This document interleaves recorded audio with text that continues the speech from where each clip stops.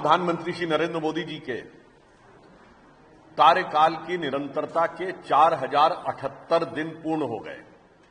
इसके द्वारा श्रीमती इंदिरा गांधी जी के कार्यकाल के रिकॉर्ड को पीछे छोड़ते हुए जवाहरलाल नेहरू के बाद सबसे लंबे समय तक निरंतर प्रधानमंत्री के पद पर रहने का जन विश्वास, जन आशीर्वाद और राष्ट्र की निष्ठा से युक्त यह कार्यकाल का रिकॉर्ड बनाने में जो प्रधानमंत्री जी का योगदान रहा है, उससे हर भारतवासी हर्ष का अनुभव कर रहा है। जहां एक तरफ पूर्व के जो दो प्रधानमंत्री हैं, उनके कार्यकाल में निरंकुशता के काले अध्याय रहे, तो यहां विकास के स्वर्णिम अध्याय रहे। और प्रधानमंत्री श्री नरेंद्र मोदी जी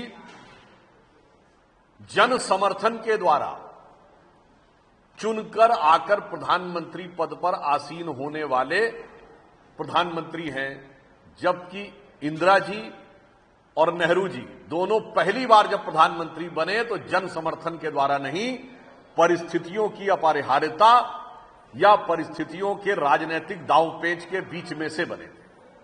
परंतु इस अवसर पर ही झारखंड सरकार के एक मंत्री अंसारी जी के द्वारा जिस प्रकार का विद्वेषपूर्ण, क्षुद्र और अवमानना से भरा हुआ बयान प्रधानमंत्री श्री नरेंद्र मोदी जी के बारे में किया गया है, वो एक बार फिर कांग्रेस के उसी घृणित मानसिकता को दर्शाता है कि देश के सर्वोच्च पद पर बैठे हुए एक चाय बनाने वाले के बेटे, जो लोकतंत्र के, भारत के विकास और विराट स्थिति के प्रतीक के रूप में बैठे हुए हैं, उनके बारे में, उनके बचपन, उनकी पृष्ठभूमि और व्यवसाय को लेके इस प्रकार का घृणित कमेंट, ये उन्हीं कमेंट्स की श्रृंखला में से एक है जिसमें कभी मोदी जी की बोटी बोटी करने की बात, तो कभी कब्र खोदने की बात, कभी उनके ऊपर वर्ग, जाति, समुदाय के सूचक शब्दों के द्वारा अपमान करने का प्रयास किया जाता था। परंतु यह घटना सिर्फ एक अलग नहीं है, यह कांग्रेस की एक सुविचारित योजना का हिस्सा है, क्योंकि कांग्रेस के नेता प्रतिपक्ष श्री राहुल गांधी जी हमेशा से प्रधानमंत्री श्री नरेंद्र मोदी जी के बारे में बहुत अशोभनीय, शाब्दिक लफाजी करने के आदतन हो चुके हैं, आदी हो चुके हैं, और यह उनकी गरिमा के तो प्रतिकूल है ही, भारत में संविधान की मर्यादा और राजनीति की मर्यादा को ध्वस्त करने का एक उदाहरण है। आज तालकटोरा स्टेडियम में राहुल गांधी जी द्वारा आदतन फितरतन जैसे बोला जाता है, उसी प्रकार की जो बातें बोली गई, उसके ऊपर हम स्पष्ट करना चाहते हैं।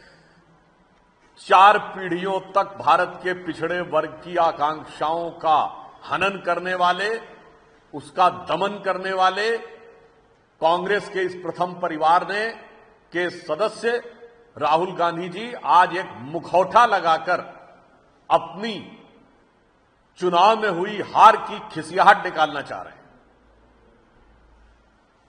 हम राहुल गांधी जी से पूछना चाहते हैं कि आज उन्होंने कहा कि विश्वविद्यालयों में कितने प्रोफेसर किस वर्ग के हैं, तो श्री राहुल गांधी जी ध्यानपूर्वक सुनिए। विश्वविद्यालय में प्रोफेसर बनने के लिए पहले व्यक्ति असिस्टेंट प्रोफेसर में सेलेक्ट होता है, फिर निश्चित समय के बाद वो एसोसिएट प्रोफेसर तक पहुंचता है, फिर निश्चित समय के बाद सिलेक्शन के द्वारा प्रोफेसर बनता है। ये कांग्रेस का अध्यक्ष पद नहीं है कि आप पैदा हुए और सीधे आपको ले जाकर बैठा दिया गया। मैं पूछना चाहता हूं, आज जो भी लोग हैं वो 15-20 साल पहले आए होंगे, वही बने होंगे। मैं विनम्रता और चुनौती से पूछता हूं, कांग्रेस बताएगी 2004 से 14 के बीच में इन्हीं विश्वविद्यालयों में कितने असिस्टेंट प्रोफेसर SC, ST और OBC के बनाए थे? मैं कांग्रेस से पूछना चाहता हूं कि आज हमारे कैबिनेट सेक्रेटरी 1987 बैच के हैं। उस समय कांग्रेस की सरकार नहीं, राजीव गांधी जी की सरकार थी, राहुल गांधी जी आपके पिताश्री की सरकार थी। IAS में कितने OBC थे, कितने SC थे, कितने ST सेक्रेटरी थे? इसका जवाब दीजिए। और मैं आप सबसे पूछना चाहता हूं, और यह निश्चित रूप से कांग्रेस से पूछना चाहिए। 2014 मई में जब कांग्रेस की सरकार गई, कितने ओबीसी मिनिस्टर थे, कितने ओबीसी मंत्री थे बताएं। मेरा दावा है कि वो 4 भी नहीं बता सकते, क्योंकि 4 भी नहीं थे। आप उनसे पूछिएगा तो 2 के नाम भी नहीं बता सकते, क्योंकि शायद 2 भी नहीं थे।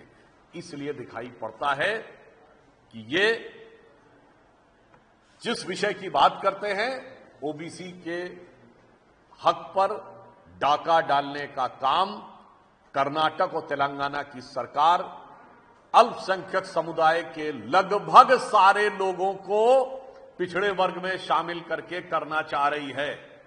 पश्चिम बंगाल की सरकार तो हिंदू समाज से ज्यादा मुस्लिम समाज की ओबीसी जातियां दिखाकर उनको ओबीसी में शामिल करना चाह रही है। तो इसलिए मैं साफ बात कहना चाहता हूं, कांग्रेस एक मुखौटा लगाकर खड़ी है।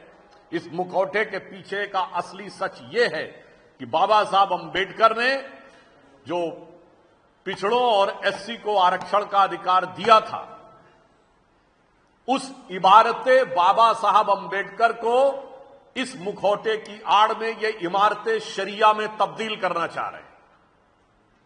इसलिए देश को और देश के प्रबुद्ध लोगों को इस विषय पर बहुत सतर्क, सावधान और इस षड्यंत्र के प्रति सचेत रहने की आवश्यकता है।